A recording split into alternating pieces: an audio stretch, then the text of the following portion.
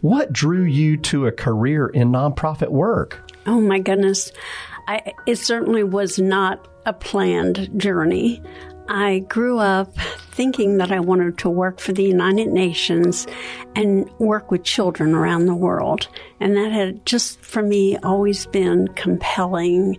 After a study abroad, which I was fortunate to go on to Spain, I looked again at children and thought, this is my niche. This is what I want to do.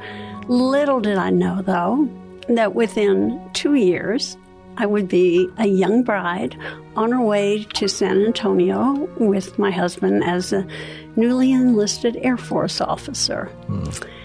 And when I got to Texas, I decided, there may be children in Texas that need me as much as those in Spain.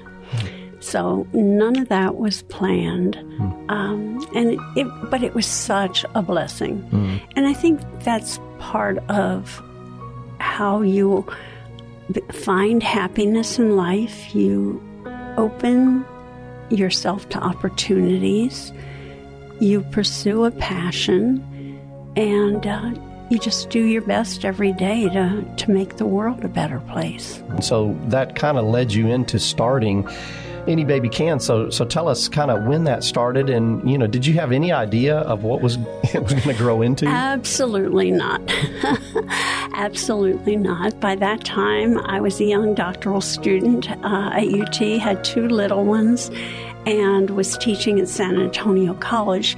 And a group of wonderful individuals in San Antonio started looking at child abuse as an issue, and became very aware that children who had special needs or were different were abused at higher rates. And so that was the start of the most wonderful 21 years, just finding children who need help. It grew.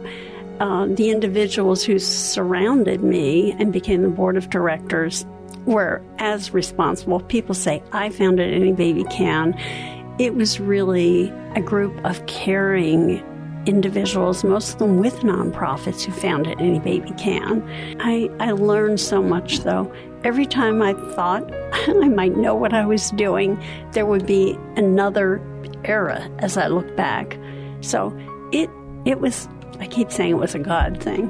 It grew, and I was blessed to help lead it. And it really is help, because I couldn't have done this alone.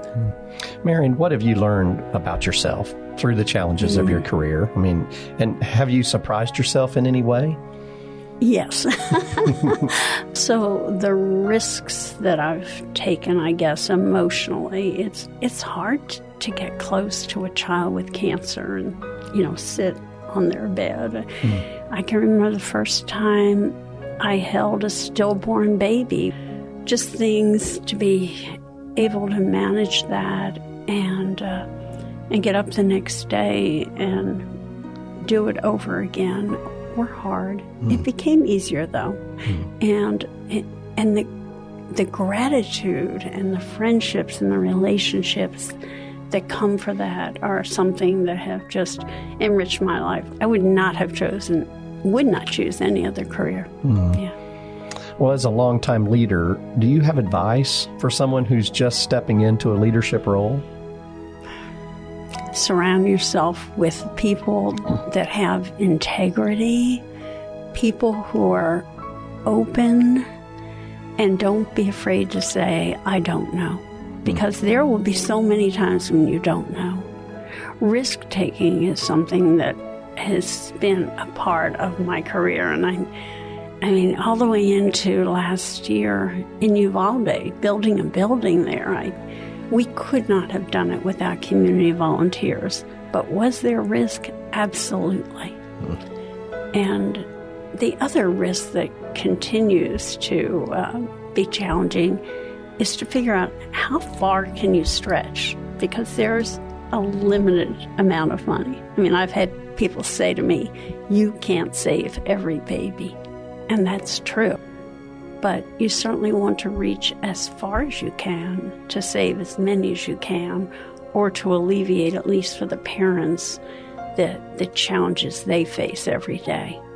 What kept you in San Antonio for so many years? Is there something about this area that is special to you? Oh, everything. The culture, the community, the people, most of all. This is an incredibly generous community. It's a tight community. The culture, I love the Hispanic culture here. And I think it's a community that works together. So I wouldn't want to live anywhere else but San Antonio.